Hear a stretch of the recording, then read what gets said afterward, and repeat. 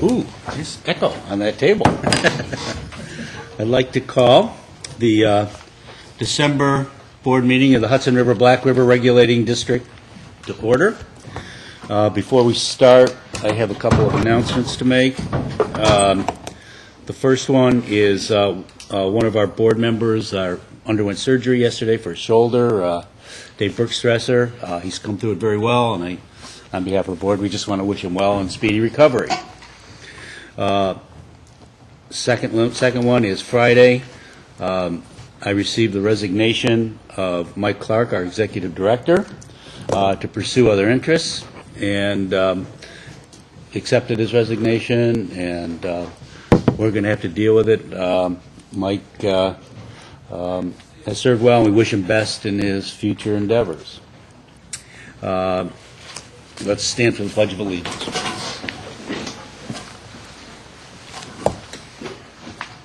I pledge allegiance to the flag of the United States of America and to the republic for which it stands, one nation, under God, indivisible, with liberty and justice for all.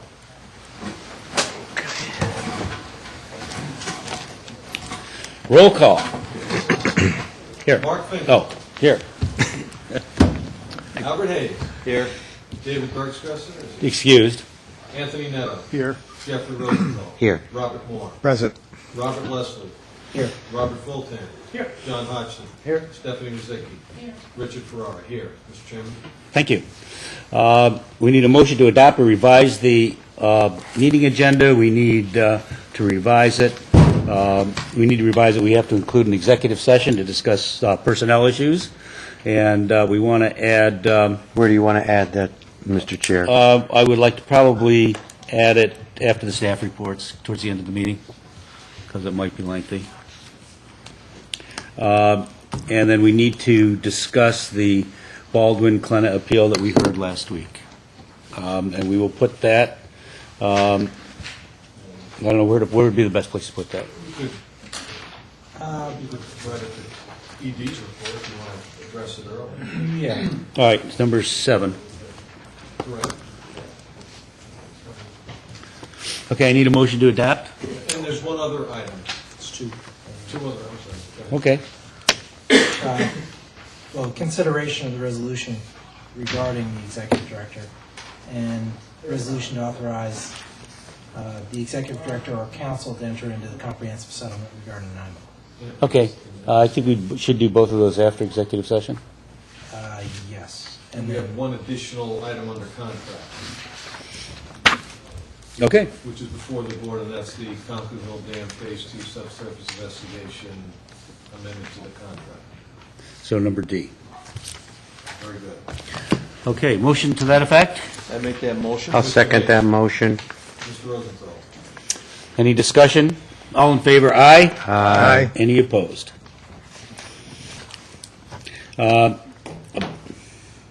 Approval of the November 10th regular board minutes. Any motion or discussion? Any motion? I'll make that motion to accept. Second. I'll second that. Mr. Hayes. Any discussion or additions, corrections? All in favor? Aye. Any opposed? That brings us right to number 7, and the Clenna Baldwin appeal. Mr. Leslie?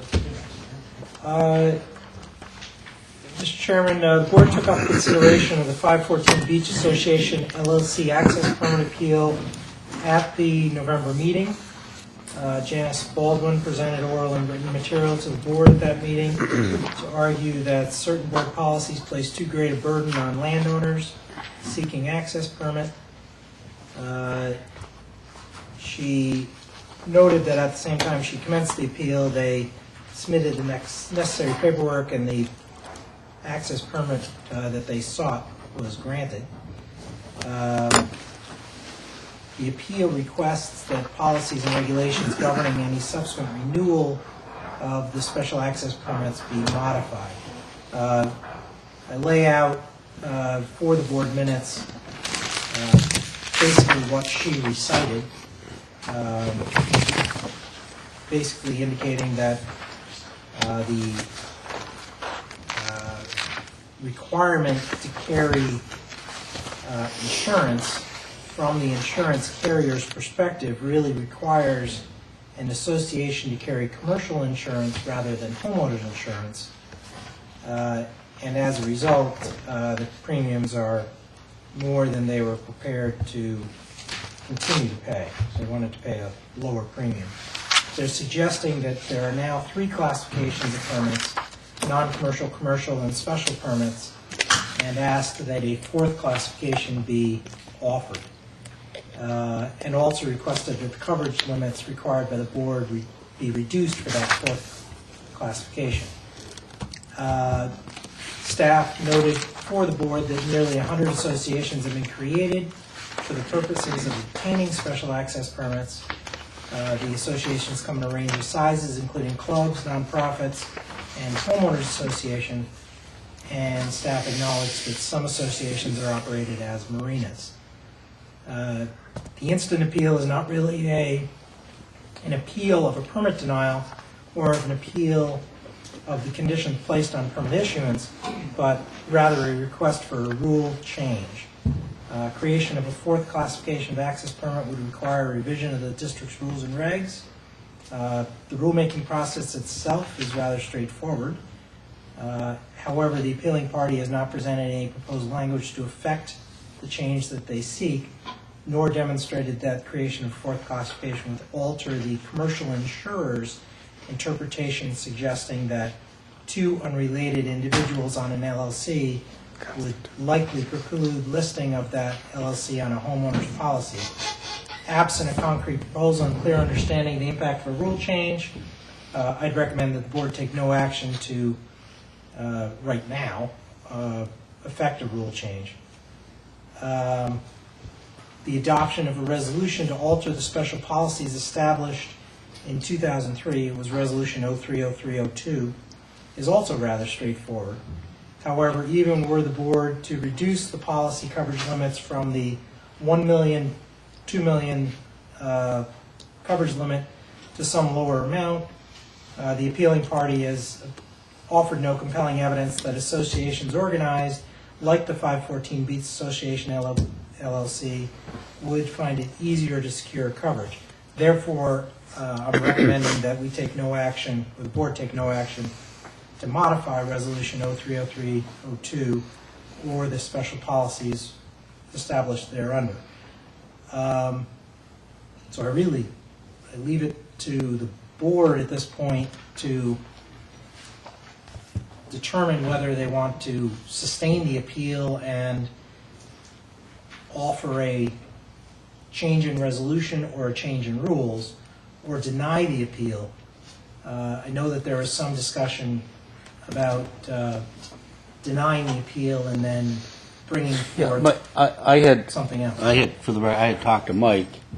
What resonated with me was, because it happened in my industry, where the state compelled us to get insurance on a tax bond, and there wasn't a distributor in the country that could get it.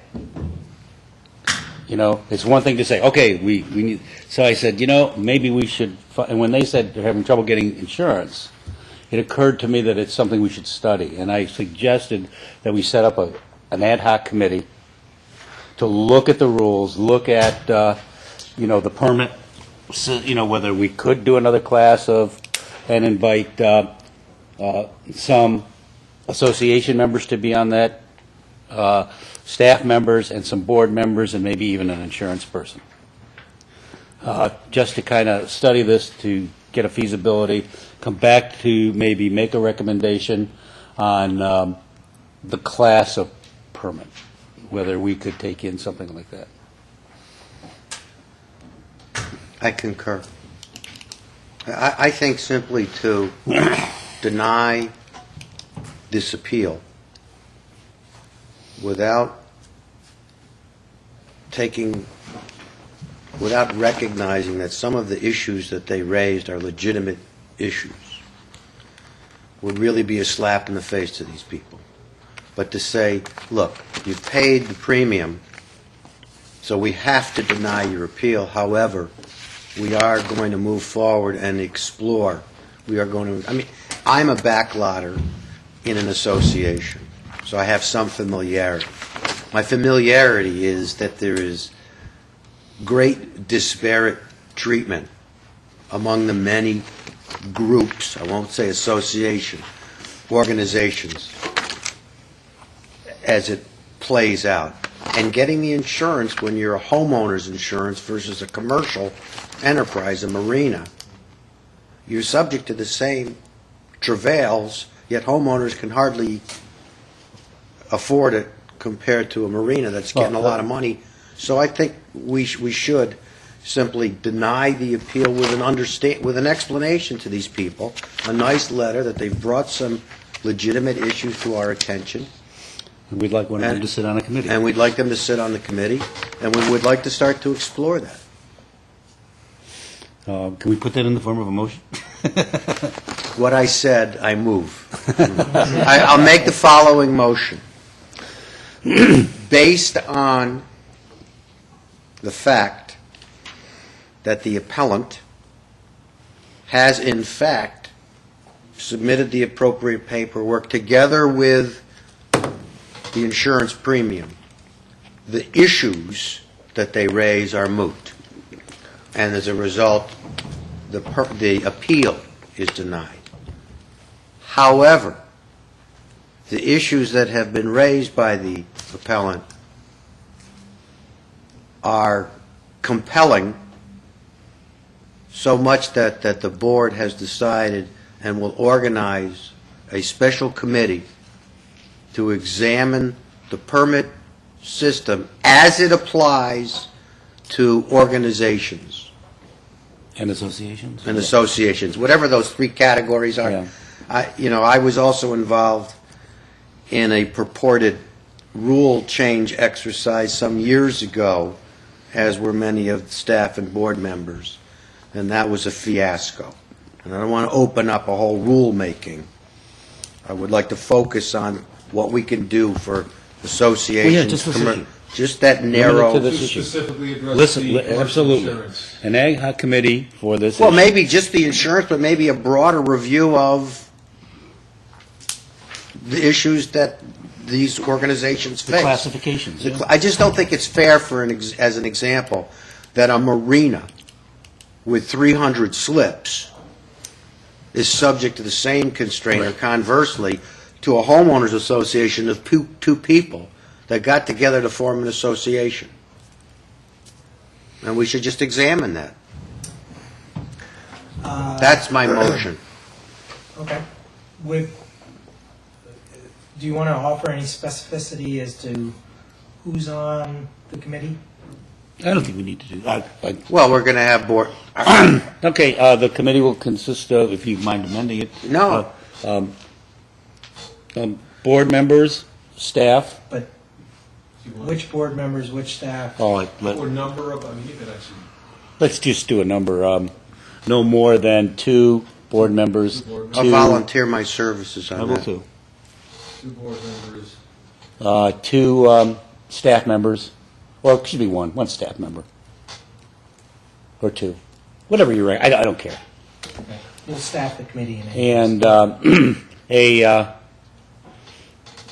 large association member, a small association member, and if we can, an insurance Why don't we just say person. private citizens that Okay. have interests on the lake? Okay. Well, because open that anywhere. leaves it No. open for us, I'm open to Sacandaga anywhere. Protection Committee, Bachelorville Bridge private homeowner, a member of a homeowners association. And the appellants in this case. And the could be appellants. A member of the committee. Yeah. Yeah, yes. And any of the 4 of them could come offer and speak. Anytime. Anytime. But one will be an official member of the committee. And it would be to offer a non-binding recommendation back to the board. Correct. Okay. I think it's worth a look.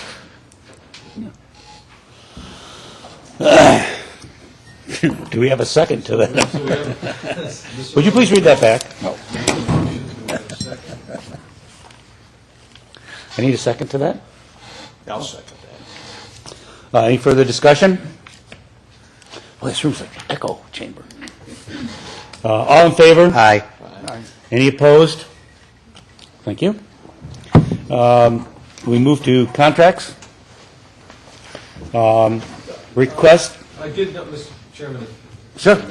I did notice that we didn't put public comment on the agenda, and I just checked, and I did not see anybody for public comment. Did you want to speak to Did you the? intend to speak to us? No. Okay. Well, you were the only guest in the room. I wasn't trying to single you out. Oh, I can't embarrass you. No. No, I'm just, thank you. I'm just interested in what the group does. I'm a new homeowner on the Upper Hudson in Northumberland. Oh, and welcome. retired, so I pay attention to downstream from what you do. Welcome. Thank you very Welcome. much. First contract, request board authorization to contract with Atlantic Testing Laboratories to complete concrete testing during the construction, repair of ice loose. Mr. Fulte. Thank you, Chairman. Yeah, the title is almost self-explanatory.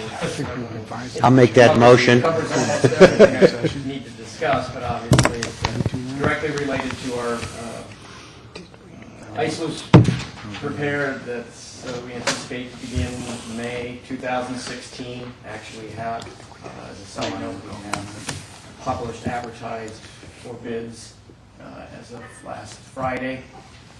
So the process is underway. The staff recommends that the board uses discretionary authority pursuant to State Finance Law, Section 163, with regard to purchases without formal competitive bid process for under certain circumstances from businesses certified pursuant to Article 15A. And the services will be, as the title suggests, monitoring and testing the concrete that's placed for the ice loose repair. And Atlantic Testing Laboratories, which is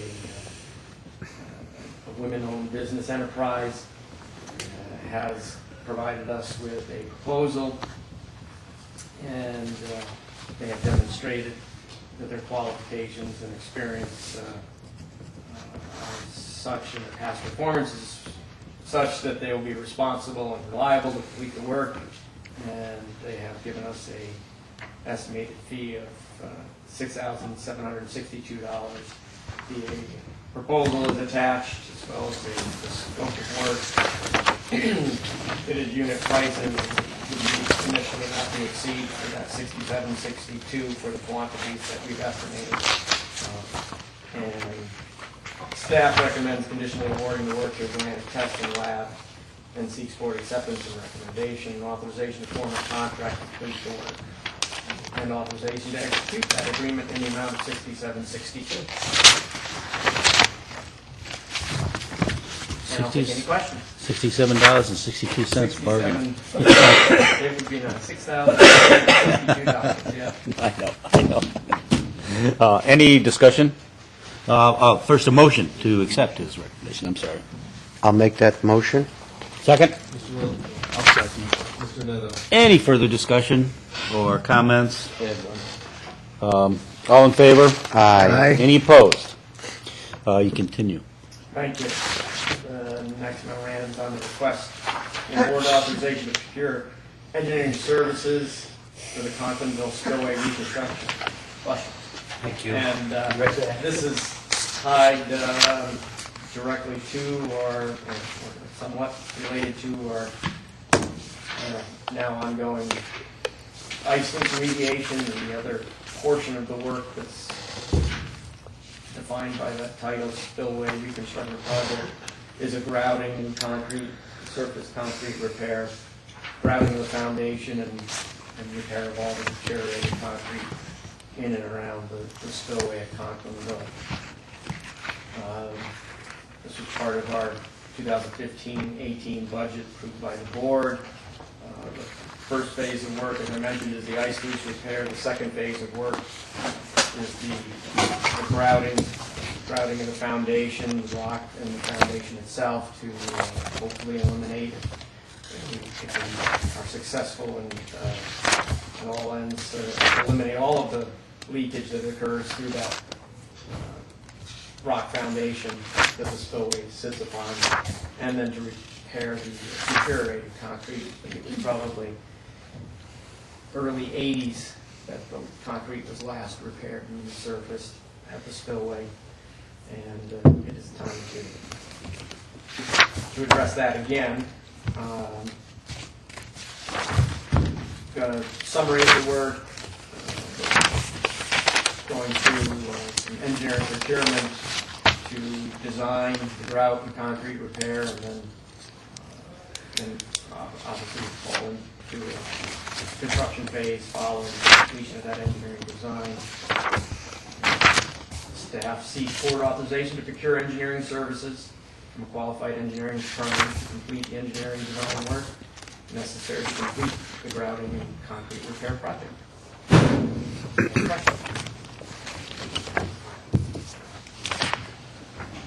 Was the price here? It is just to procure the services. Oh, okay, okay. This is not the same company necessarily at this point. No. No. Okay, No, just- this would okay, be, okay. GEI Consultants did the design Gotcha. for us on the ice sluice. We would go through the process according to procurement law Okay. to acquire an engineering firm utilizing our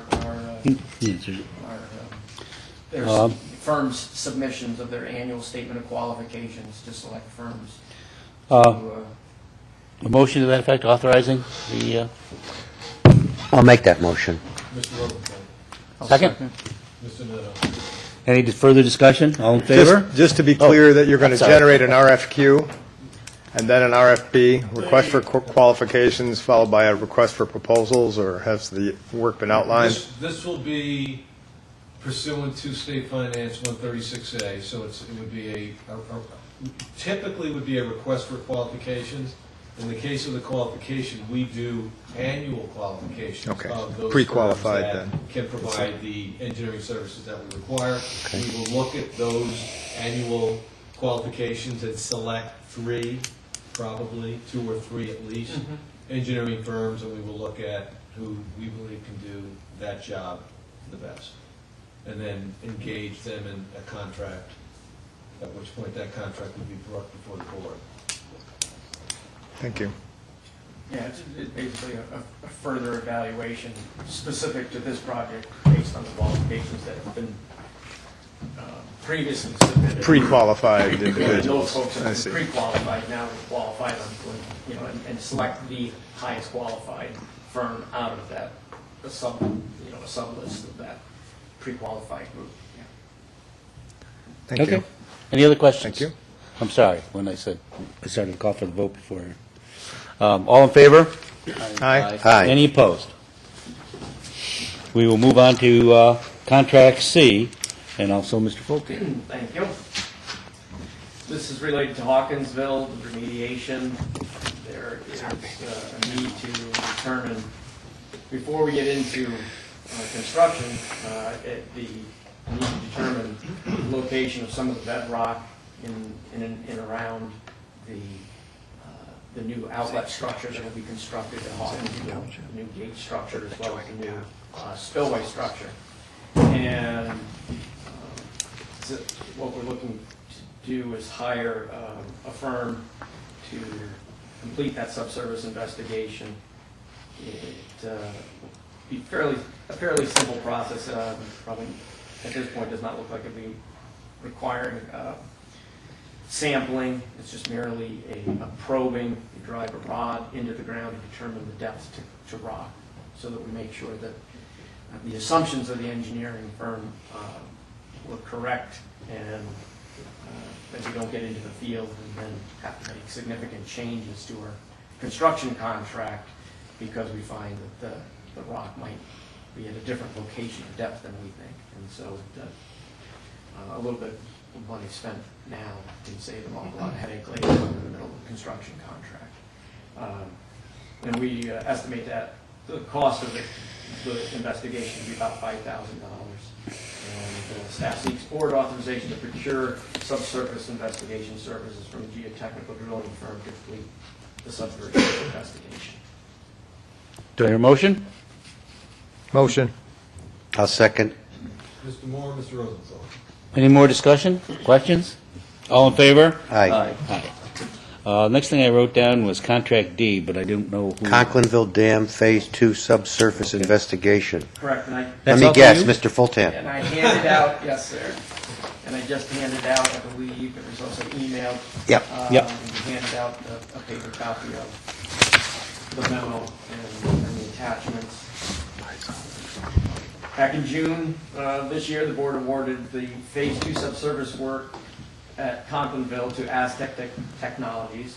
And work started on September 9th and was completed on the 28th, successfully and very well, actually. Although, I should say that it involves soil and rock boring and then the placement of 9 piezometers. And the original What's a, piezometer, it's a well to observe water height, okay. and you remotely and Ah. manually monitor them and collect data on the elevation of water in the embankment dam at Conklinville. And it's a very good indicator of its strength and condition, and whether or not either of those are changing due to changing water elevation on the upstream side. That original contract was $90,352.22, and as is the case with most subsurface, it seems most subsurface investigations, particularly those that we've had at Conklinville, because of the irregular nature of the subsurface. They use a lot of rock fill, and it's a sluiced core too. You have some conditions that you just can't determine ahead of time. And during the process of placing those 9 piezometers, there was need to remove from one location and set up and drill again in order to get that piezometer installed for a number of different reasons. The rock was so tough that it damaged and broke one of the bits. And in another case, the void space within the area that they happened to be drilling in just was not going to produce the results that we needed to. So we had to relocate on a couple of the different occasions, resulting in 130 feet of additional drilling and also placement of material to backfill those abandoned drill holes. And so we went through the process of field changes consistent with the contract. We also had Aztec, the contractor, provide us estimates of cost for those additional services consistent with the contract requirements. And those additional costs totaled $15,291. And staff recommends the board increase the amount of the agreement by that $15,200.91 and amend the contract to increase the total price to $105,553.13. I have a question. Aren't these sorts of issues foreseeable under the original contract? Well, no, because they're subsurface. They're foreseeable in terms of unit prices, so that we have some framework around which, when we hit an unexpected condition like that, where we either have to abandon the well because it won't produce what the engineer who designed the drilling program expects it to produce, or in the case where it happens sometimes, you just can't get through what you're trying to get through to the depth and in order to produce, in this case, the piezometer or the information that you're trying to produce. And it's out of the contractor's control. The drilling firm has no control over what material that they're drilling through. So that's why we set up this particular contract, as well as most construction contracts, with unit pricing, so that we already have in hand knowledge of what it will cost to do the additional work if we run into a circumstance like this. And the engineering firm also, they know that there's rock there, and the expectation is you'll be successful drilling through it, and/or you won't hit void spaces, but again, with Conklinville, the way it's that, some of that rock has been backfilled.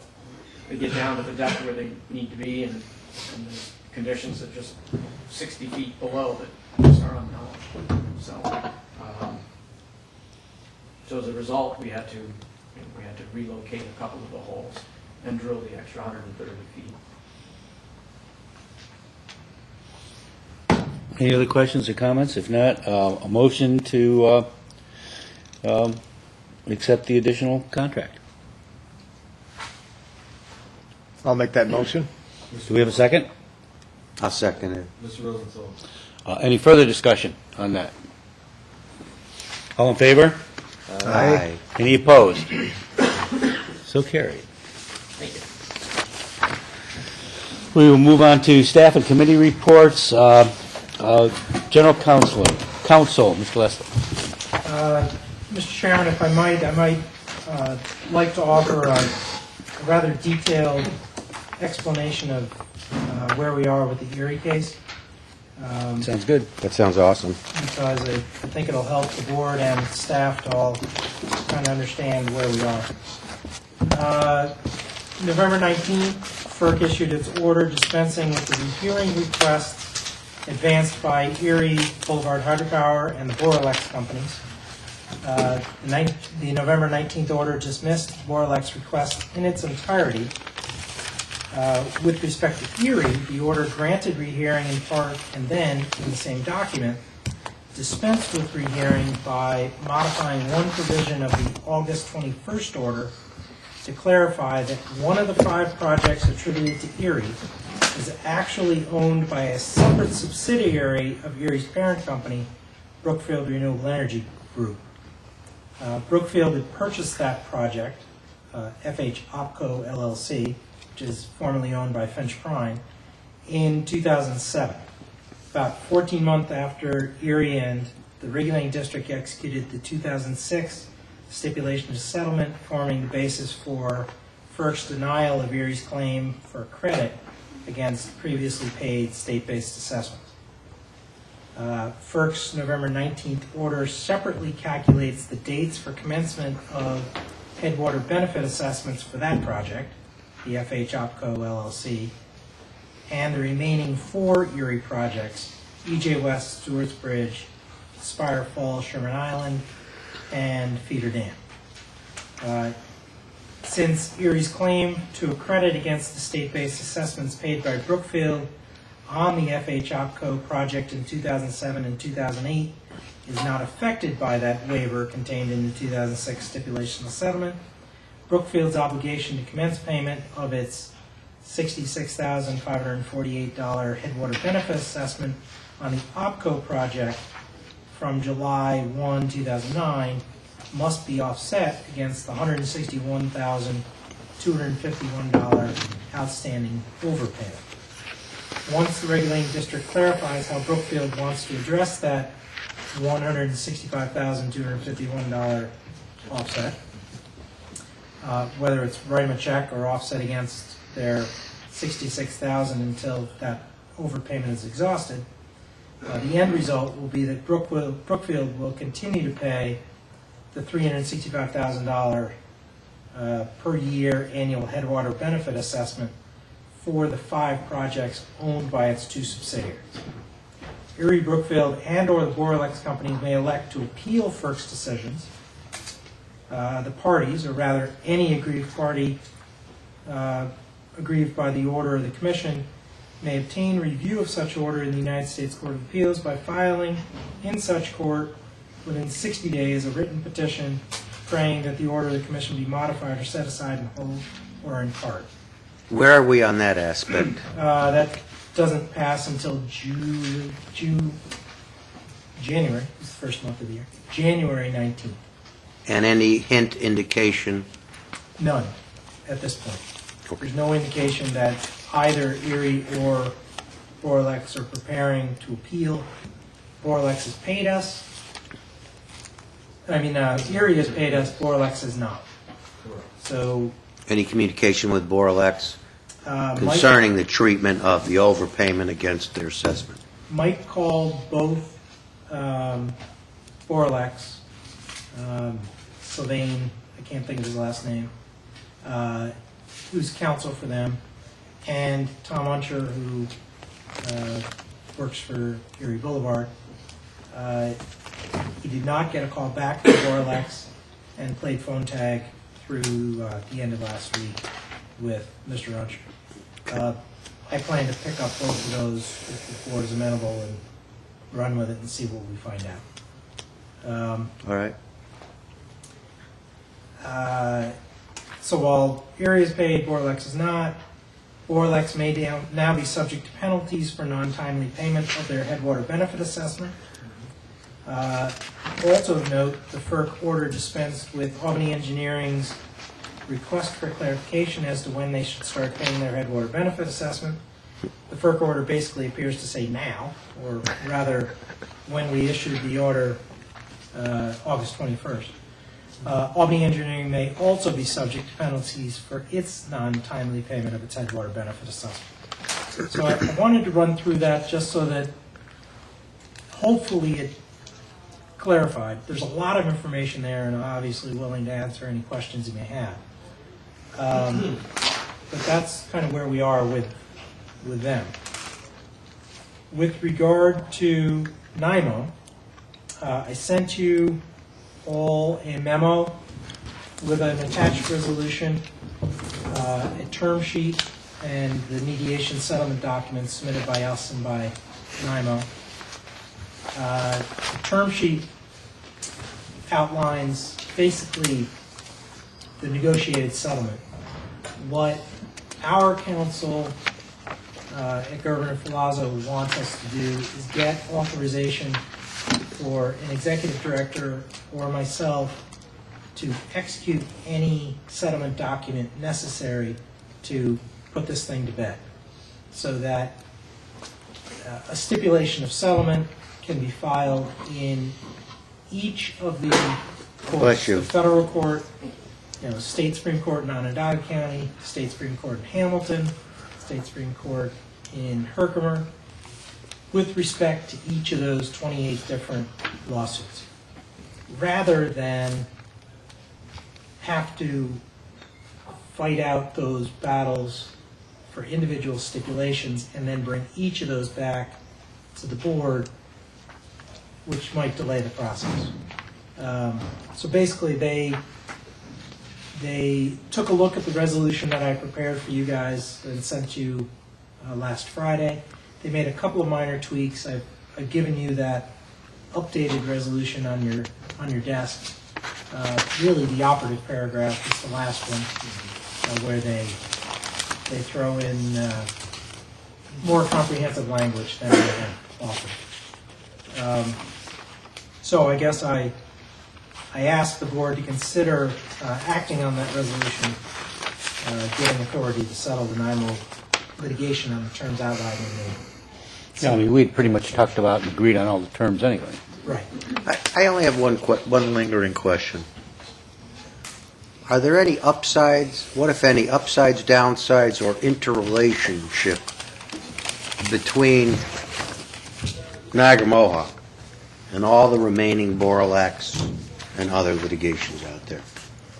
Is there an effect by agreeing to this that could negatively impact our ability to litigate the others? Is there an upside?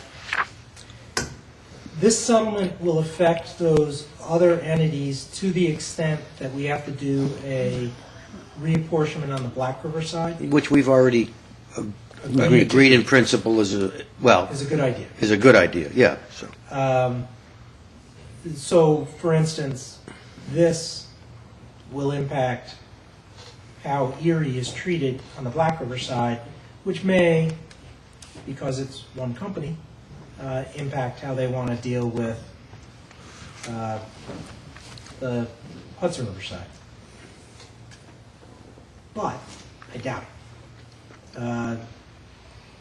On the Black River side, there is no requirement that we adhere to only the Federal Power Act in our assessments, so we can use the state law that we have at our disposal to make those assessments.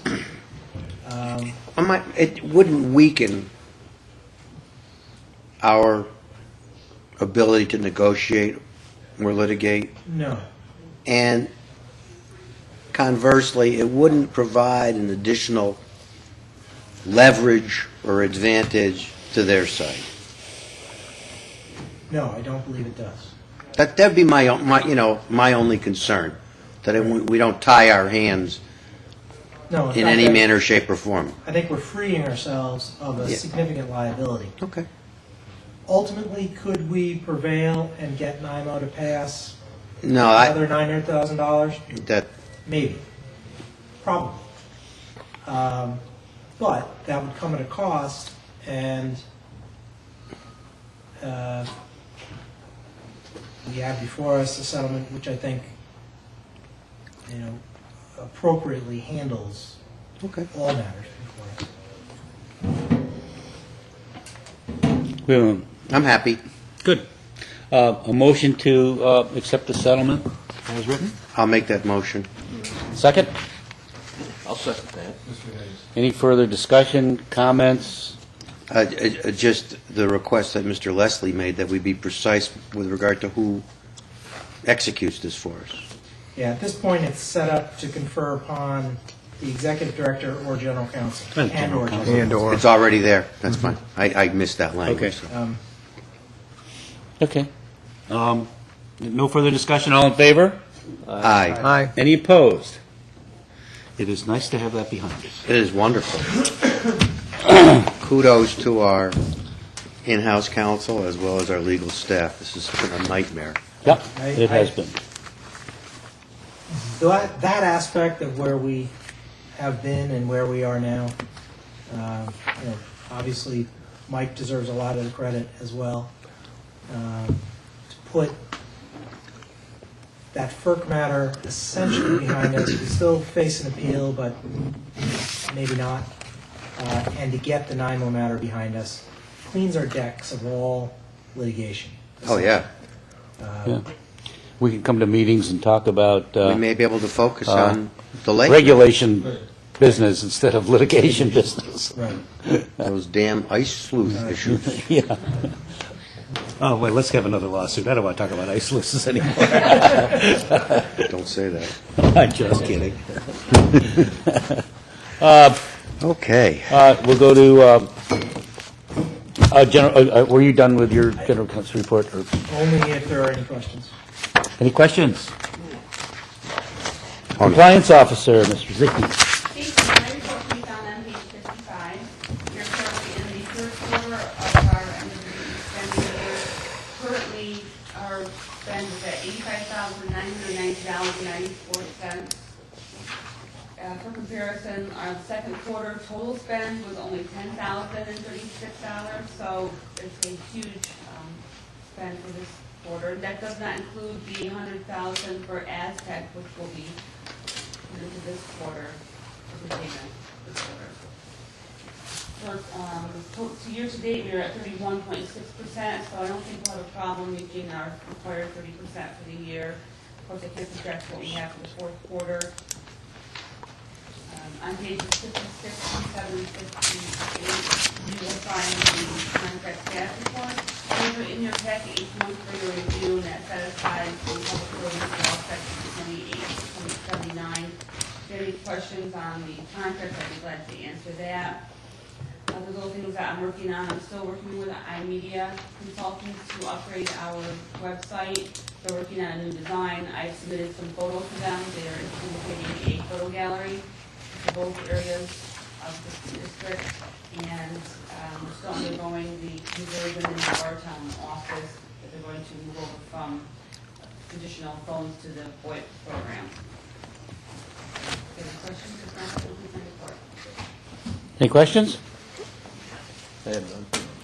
Thank you very much. Thank you. Chief Fiscal Officer, Mr. Ferrara. Mr. Chairman, my report can be found on pages 59 through 103. I'll focus on my summary report on 59. This is the first month that I've reported in probably 9 years that our fund balances are both north of $1 million. The Hudson River area is at 2.4 million, and the Black River area is at 1.2. As Mr. Leslie stated earlier, this is primarily a result, if not exclusively a result, of the receipt of Erie's 2009 through 2015 headwater benefit assessments in the amount of $2,555,700. The receipt of that money has enabled us to address the past due Black River area note. We will be making a payment to the Black River area in the amount of $304,792 this month, which will bring us right up through December. We will then proceed to be back on schedule with monthly payments, which are in the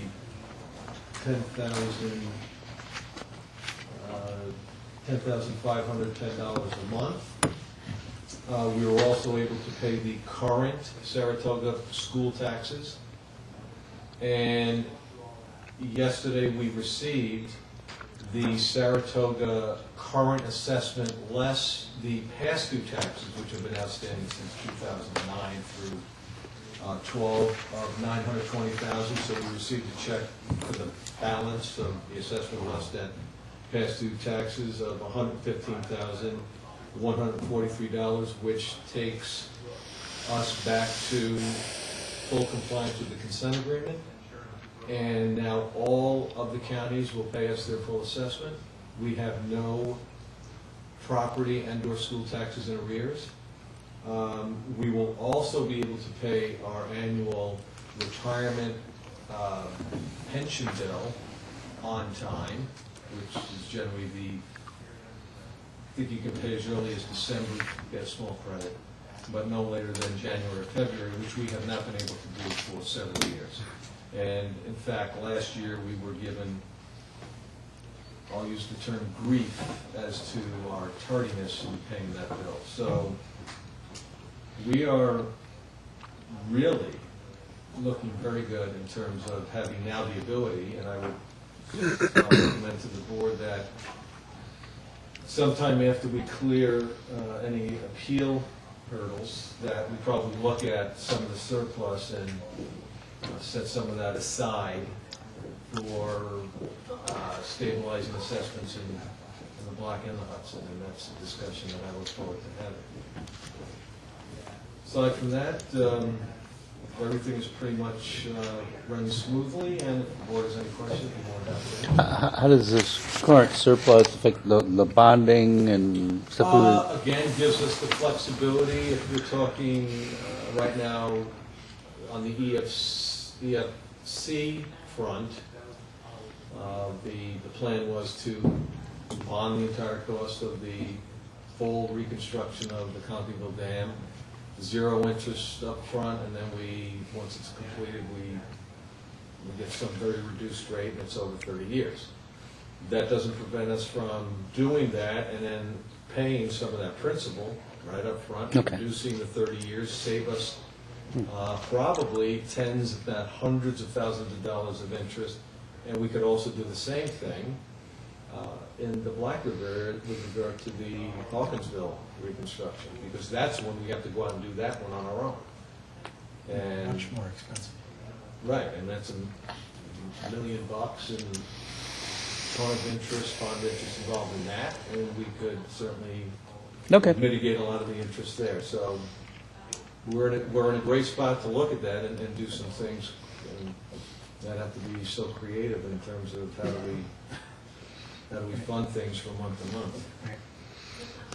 Well, that's great Still- news. It's still a tiny issue for the Hawkinsville matter, which I think you agree, we might have difficulty getting somebody to float that issue, but our balance sheet is better, our litigation Right, posture is right. better, Oh, we're in much better it's shape. going to be, We'll look better Well, to maybe any you bonding. right, and it may actually be, the difference might be, we actually can probably get funded, and it's going to be interest, it's going to be a matter of what interest rate. Right. And rates are still unbelievably low. I mean, it's. So, Sounds like we're going to close out this year in the best shape June, that we've been in a again, long, on several fronts. The any of these appeals and what could happen, which I think we pretty much believe we're about as far ahead of that as we could possibly be, well, yes, we will look very good on June 30th, 2016. Our Excellent. independent audit, in fact, should be probably 5 or 6 pages lighter than it's been, addressing those issues. Well, And I would recommend that at the first Finance Committee meeting, that we take up some of these matters, which I'm not sure when the next, I'll have to look and see when we have Finance Committee. okay. I think we have one coming up, maybe that's January. Okay. Any questions? We've had a couple good reports today. Yeah, really. Great. Very nice. Excellent. Mr. Fulton, Chief Engineer. My report begins on page 104. November was, through the 22nd of November was dry, 34 to 36% precipitation compared to historic average. Hudson River area, similar in the Black River area. Precipitation was, except for the still water, which was about 68% through the 22nd of November. It's in the 40% range over 6 Lake. We did at the very end of October have some rainfall, which brought the reservoirs up, and of course with the lighter precipitation in the month of November, bring the reservoirs back down closer to target elevation. All the reservoirs are pretty well positioned for this time of year. We expect them to be given circumstances and conditions, and on their way to being drawn down for refilling in the spring. Uneventful in their operation. Yes, I can report they're on the way down. Nothing significant, they're on their way down, and really nothing significant going on in terms of their operation. Very good. Happy to take any questions if there are any on operation. Any questions? Thank you. With that, Chief Administrator. Thank you, Mr. Chairman. My report starts at page 134. At staff at SFO attended a CPR first aid training. Kept training through some vacancies at DPC had in Northville. So we checked into it. We got, I think, 5 people into it at no cost. So we have some people at SFO that CPR qualified. Great. Looking to do the same thing with the staff at Black River to try to get more training for all staff. The renewals were sent out December 1st, and yesterday we got a bunch of them back. Got a box or something. That's good. And so Even though the chief engineer has taken my beach away, I've sent in my check. we got plenty of these now. Oh, you're right, I apologize.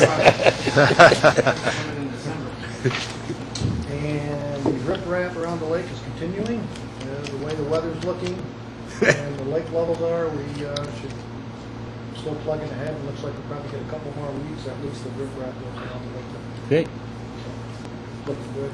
Be glad to take any questions anybody may have. Any questions? At this Okay, time. thank you. Board member questions and comments? I have one. Last week when we talked about, or last meeting, excuse me, and this thing came up with the Whitewater, the water project, it occurred to me that there's a lot of people that really don't know what we do and they don't know the answers to some things. And I suggested at the time to Mike that we set up with the local papers, the Express papers, just a information column once a month. This is what's going on. And one could have been, a lot of comment has been made about this water project. Here's the facts of how, just as a PR outreach. I talked to one of the papers, the Expresses, and they're interested in doing that column. Mike felt that we needed board approval to do it. And so that's why I'm bringing it up. I mean, they're willing to do it, we'd set it up, but I just think it makes, it's part of, I mean, we're getting credit for being much more open and honest and straightforward, and this is just another step in that process. You know, you could, I talk to people around the lake, and they'll say to me, "Oh, I didn't know you guys submit, or you have to keep the Hudson flowing." You know, I mean, just little factoids once a month, little, just little pieces of information. And as I said, the Expresses have been interested in doing it. Second package. What? Second. Yeah, those papers have expressed an interest. And you could do it up in the Fulton Chain area as well, with their paper and that kind of thing. So I just want to put it on the table for the board to think about. And I don't know if we need a resolution, but I'd like. No, I would, Do we have a PR person in mind? Well, I was thinking, it's something that an executive director probably should be Right, responsible so I was just for. going to say that, I'm assuming you'd want that To Kurt. all on the executive. Yeah. And the chair of the finance. And it probably should be run through maybe even legal, make sure what we said was right. Okay? yeah, All right. I think it's great. Good. Good. Resolution for the next board meeting is, I always forget to write that down. When's the next January board meeting? 12th? What? January 12th, Northampton Town Hall. Dates and locations set. Yeah, predetermined. January 12th, and where will that be? Northampton Town Hall. Motion to that effect? I'll make that motion. Second? Second. I don't think there's any discussion. All in favor? Aye. Any opposed? I need a motion now to go into executive session, I'll make that motion. and we could possibly have some business to conduct afterwards. I would think. Just, there is a possibility. All in favor? Session to discuss personnel issues. What? Yes. It is. Aye. Aye. Was there a second? I'm sorry, just a second. I'll second. Mr. Miller. Okay, we are in executive